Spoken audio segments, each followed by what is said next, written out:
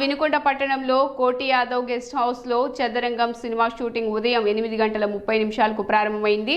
చదరంగం మూవీలో వినుకొండ పట్టణానికి చెందిన సినీ నటుడు కోటి యాదవ్ నటిస్తున్నారు.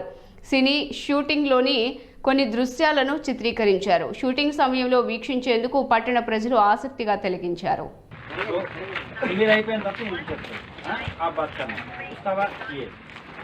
బాడీ లూజ్ బిగపట్టదు, ఎవరు కూడా బిగపట్టదు, లూజ్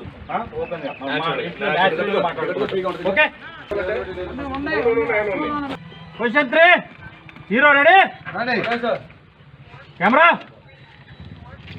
రన్నింగ్ సార్, యాక్షన్.